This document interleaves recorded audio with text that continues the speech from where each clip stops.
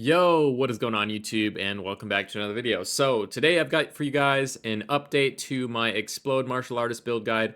The build has transitioned quite a lot, and we are now on a much more high investment version, so I just want to put that out as a disclaimer. This is not something I recommend swapping over to until you've got a good amount of currency and you already have the previous version of the build up and running smoothly. But this version just has a lot more going for it, more AoE, more survivability, more damage, obviously. And that all comes at a cost, and we'll go over all the gear and whatnot later. But let's start by going over the Ascendancy, because that actually has changed slightly. So I've been able to, fix my resistances, and I do not need Runic Meridians anymore. And we've actually swapped over to Martial Adept now, because Martial Adept has some cool tech where basically you can use a Living Lightning. And that Living Lightning, if you socket A-list chimes and culmination together, can build you can build a combo for it with your other skills, and then it can expend that combo to then basically generate you power charges. And that's just kind of an automated thing that generates you power charges. It'll also give you your energy shield recharge back sooner. So really nice tech there, and it kind of makes the need for these power charge on crit gloves not as necessary. However, I still recommend to get both because it's just better uptime on power charges. But yeah. So if you have struggle crafting these gloves and you can't get power charge on crit, well then this is kind of a nice way to get some power charge generation. So yeah, let's go over the skills. So Hollow Focus is mainly still just here for utility. We have Cooldown Recovery, the Living Lightning setup with Culmination and A-list Chimes, and then finally Blind. We don't really need to blind enemies and maps too much. This doesn't trigger that much, but it will trigger on bosses, and that'll allow us to get extra damage and crit chance and stuff with some of these blind nodes over here. But we have really high evade chance, so like having everything blinded in maps doesn't matter too much. I'm pretty immortal outside of like very, rare scenarios where I get like stunned in the middle of a bunch of rares, or like a map boss or something has some big slam attack and they're like wisp empowered or whatever. Basically, the build is relatively immortal outside of the most extreme circumstances. So yeah, the survivability is insane. We have 5.2k energy shield with an additional 2k guard from our quarterstaff that is up a majority of the time. And then while we have an endurance charge and while our rite of passage charm here is active, we're at more like 7,000 energy shield. So more like 9k effective hit pool with the guard up, meaning you'd have to get hit for like over 9k. Plus we have deflect.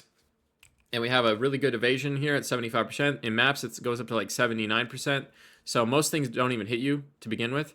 And then the things that do hit you, I think our deflect goes up to like a 60% chance or so while mapping. Yeah, anyways, moving on to the next skill, we have our Hollow Resonance, and this is basically going to help us do extra single target damage, as well as trigger some effects that are really powerful, like this allows us to get Mana Leech, which will help with our Mana Sustain. It's triggering our Concussive Runes, and then we have Stun support in it. This skill's job is basically to stun stuff, and it's really powerful against bosses to stun them almost instantly because we have 1,700 stun build-up modifier here with this setup. So we're going to use Magnified Area, Armor Break 3. This will generate you your Endurance charges. We have Stun, Concussive Runes, and Mana Leech. Moving on to Whirling Assault. This is unfinished. I unfortunately don't have a Gurakan's Resolve at the moment, but what you're going to want to run is Magnified Area, Heavy Swing, Gurakan's Resolve. You don't really need this Stun 2 here. I'm just putting this in here because it will make my like stuns a little more consistent, especially in like stun threshold maps. And then you want Gurakan's Resolve, and then Efficiency. It's very hard to solve your mana problems with this build, especially if you scale the level of Whirling Assault really high, because the mana cost on this ability is balanced around you doing the full animation. However, most of the time in maps, we are just using the initial like 0.5 second like initial sweep, and then we are dodge rolling to cancel out of it because that's all we need is that first sweep to one-shot everything on our screen. So yeah, we still have to pay the full upfront cost of mana though. One option is you could grab these mana cost efficiency nodes instead of using efficiency support gem and use a different damage support. That's up to you. But yeah, I like to run this just to get my cost down and save some skill points on the tree. There's not that many other really good damage supports to put in here. You could put in like Heft maybe. Maybe you could get Yolno Toll's Embrace, I think, which is quite expensive. That one's also pretty good. But yeah, main thing here is Magnified Area, Heavy Swing, Gurakan's Resolve, Efficiency, and Concussive Runes. And the nice thing is that the Gurkhan's Resolve will have pretty much full effectiveness here, because while we have a power charge, or at least in my setup, I have exactly around 50% crit chance, or 55% roughly, meaning that we're not wasting any crit on our Gurkhan's Resolve. Then for Falling Thunder, this is again one thing where I've been playing around with some support gems. Right now, the crit chance is kind of low. We're only at like 39, and it would go up to 55% chance while we have a power charge. So usually you're only going to use this when you have a power charge. So that's about a 50-50 chance of critting. And we have a bunch of damage supports: Rage Forge, Culmination, Ambrosia, Rakiatas, and Breach Towards Amalgam. Now, if you want a more consistent version that will just crit pretty much every time, but might not have as much damage when it does crit, is we're going to go ahead and grab a couple other gems here. We're going to grab, there is a new one that gives you a bunch of crit called, where is it? It's Prototype. And this is new this patch. And then we also have Inexorable Critical 1. So if you just want consistent damage where you always crit with this skill, you can take out some of these supports and you can put in Inexorable Critical 1 and Prototype 17. This will mean that you pretty much are going to be at 100% crit, or pretty close to it, like 90% crit when you have a power charge, meaning you have consistent damage. And with this build, you're basically able to one-shot every single pinnacle boss and every single map boss by just using this Falling Thunder on them. So you want to crit to guarantee that, then this is the route to go. I don't recommend Pinpoint Critical because it does cut into your crit damage a lot. These two supports do not cut into your crit damage at all. So that's one recommendation. You could also maybe use Blindside in here, because you are going to be blinding the boss with Hollow Focus. That's another good option that gives you more crit chance. So some combination of those support gems if you want to go for a higher crit version. I'm just going for a higher damage version in general, that then sometimes crits for really a high amount of damage. But yeah, we have Culmination, Rage Forge, Ambrosia. These are all big damage supports. Rakiatas to invert res against bosses. Really powerful. This is mainly used for bossing. We don't really use this much in maps, so we don't need to. We just one-shot everything with Whirling Assault.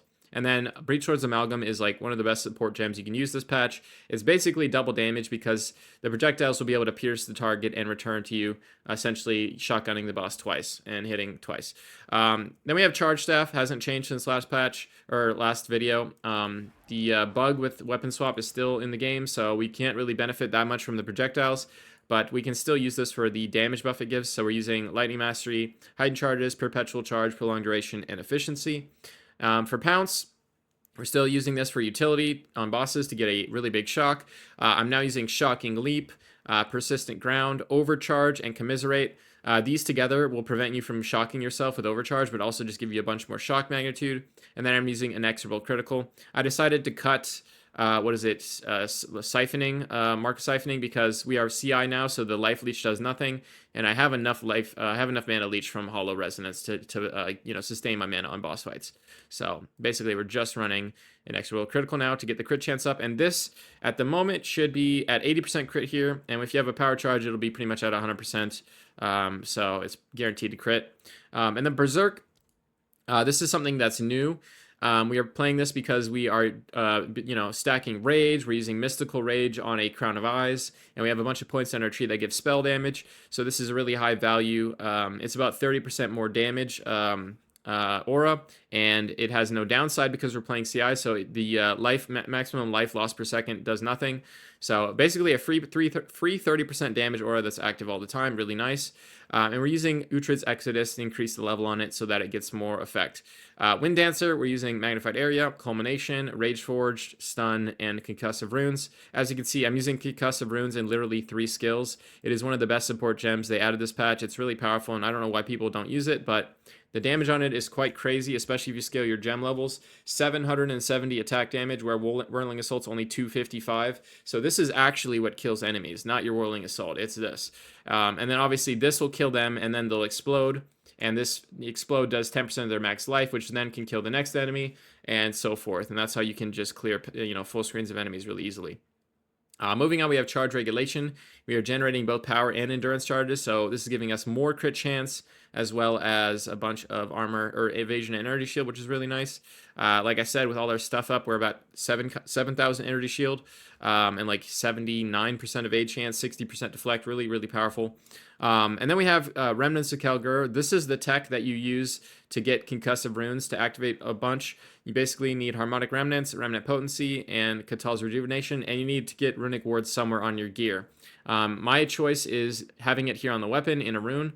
So we're getting 50 from the weapon itself, and then another 15% of this weapon's damage as runic ward, which adds up to 150 for me, which is all you need, because Remnants of Kalgur can actually overflow you, so you'll be more at like 200 something, and then that's plenty to work with. Then we have finally Ghost Dance with cooldown recovery. And this actually triggers quite often, and it has a huge amount of recovery because we have so much evasion. My evasion is at like 31,000. I think it's in maps it's like 36, 37,000. And then we have Katal's Rejuvenation giving us a bunch of stacking cooldown reduction so that this can go off as much as possible, giving us that energy shield recovery. But also, we are constantly spending combo with Living Lightning. If we're using Falling Thunder with Culmination, that can spend combo. Also, our Wind Dancer can spend combo with Culmination, so the chance of us getting our energy shield to start up really quickly is pretty high. And then while our energy shield is recharging, we have Guard here from the Quarterstaff, which is protecting our energy shield recharge from getting interrupted. So the build has like tons of recovery, tons of just mitigation as far as like deflect and having a big hit pool of about 9,000. And then also a ton of avoidance with, like 79% of aid chance, right? So the build feels really smooth. You could do like juiced up 200% Delirium maps, no problem, and not die. You feel like almost immortal. So really powerful defensively, and I think I'm not going to be able to improve it much on that side of things.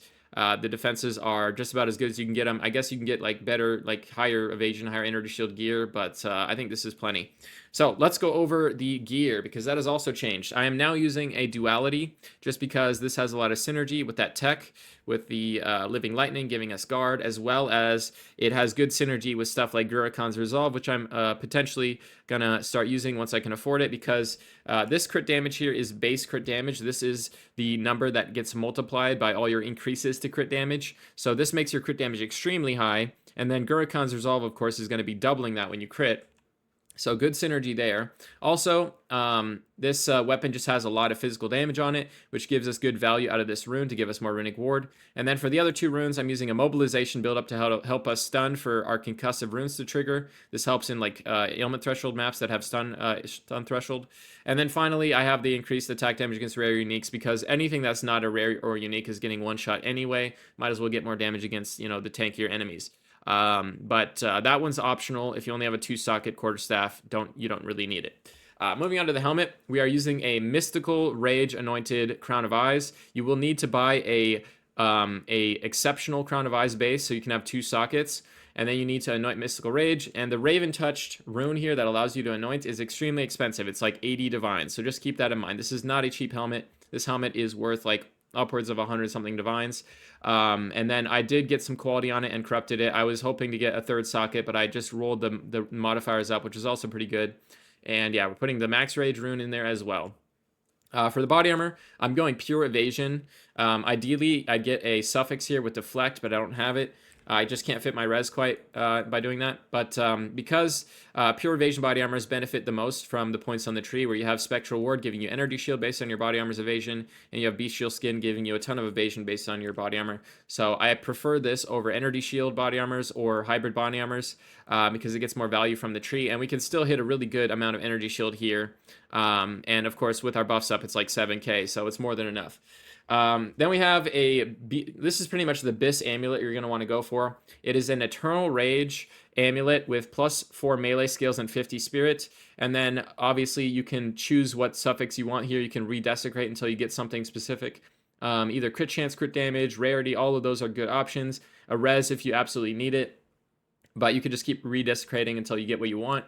And yeah, this is the best in slot amulet for this build. You basically can't beat this because it's saving you 100 spirit for Eternal Rage. It's giving you +4 levels to your melee skills. It's giving you also your, obviously your spirit that you need, the 50 spirit you need. And this amulet is, worth like 200 something divines. So it's definitely worth putting that expensive anoint in.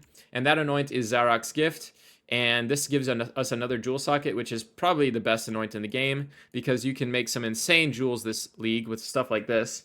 So yeah, definitely want to take the jewel socket. And then for the ring, we just got a pretty standard damage ring. I got Fizz and Lightning with double rarity and some resistances, nothing too crazy. And I am Calandra's touching that to, get more rarity and res on my whole build.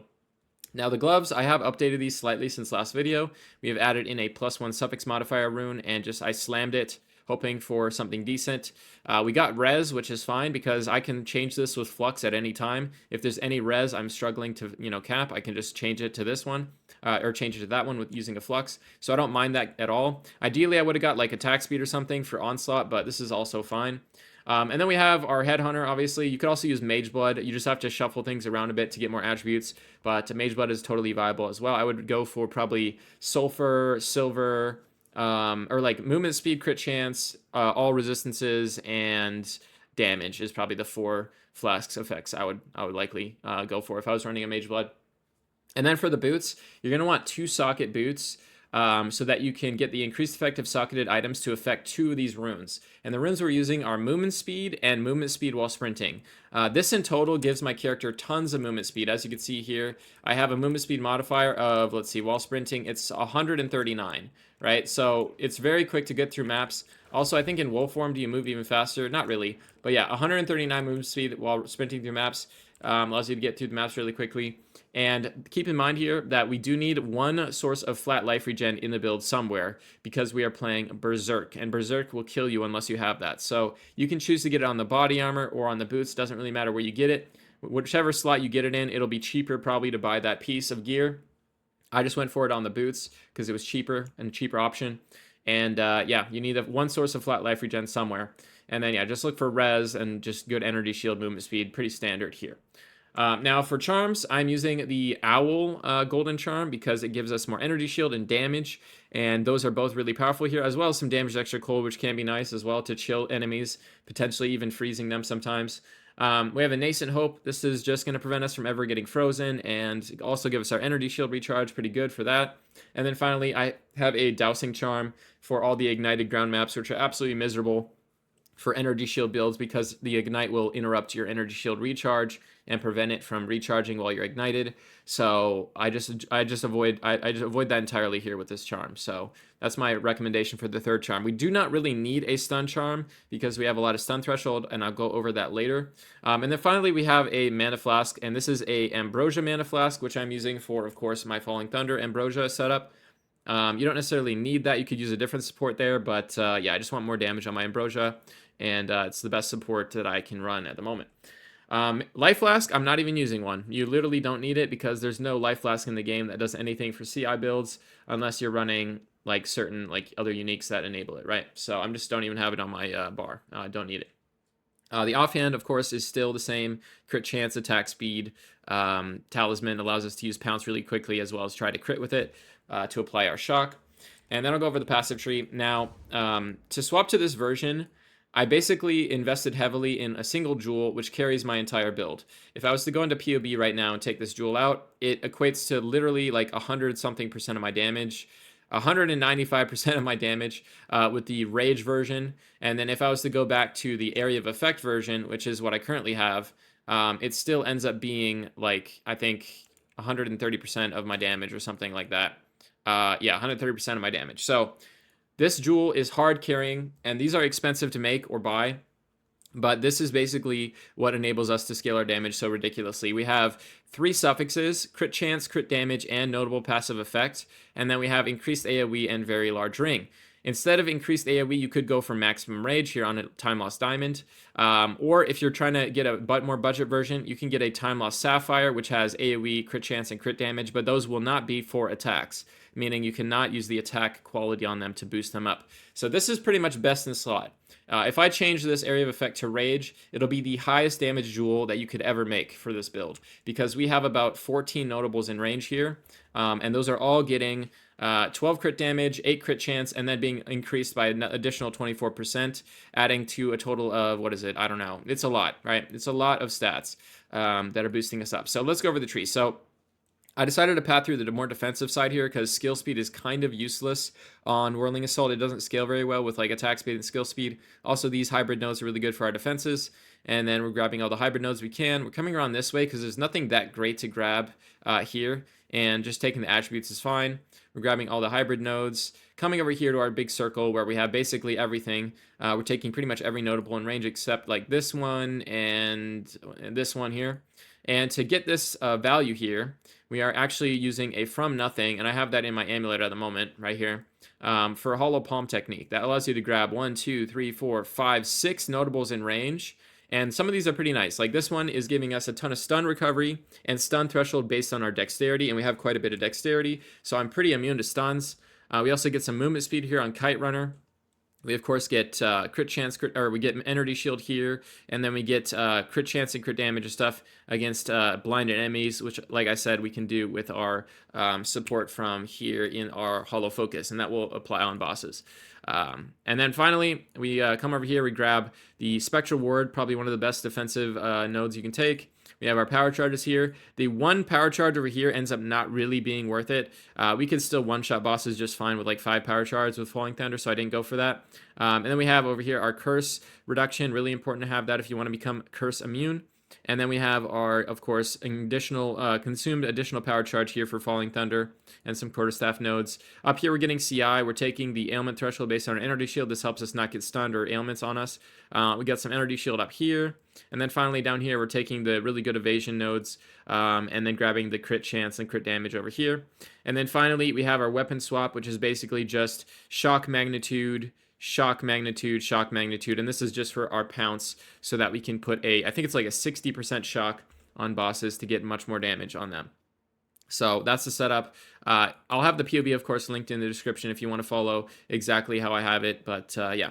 So that's the build. I guess I go over some runes and stuff. Like I forgot to mention, we have the reduced effective curse rune here in the body armor. That paired with our tree, of course, is making us basically immune to curses that do not have extra magnitude. So temp chains maps, elemental weakness maps, enfeeble maps, anything like that, you can completely ignore. So that's really nice quality of life, and it is worth taking a small loss to your total evasion rating to get that. I would recommend it. So yeah, that's the build. I'll have some gameplay of me doing some bosses, maybe some mapping. Basically, the build is full screen AoE clear, pretty much immortal outside of the most extreme circumstances, and it feels really good with headhunter buffs. Especially if you're playing like some content that has a lot of rares, like Breach, for example, because one of the headhunter buffs gives you like full screen AoE that even goes off screen, and you become a god and you just like run around and blow up entire screens. It's really, really fun.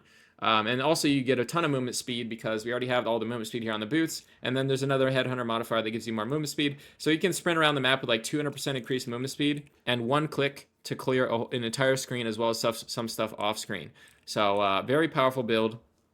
Probably the strongest melee build I've played ever. So yeah, hope you guys enjoyed this video, and I'll catch you guys next time. Peace.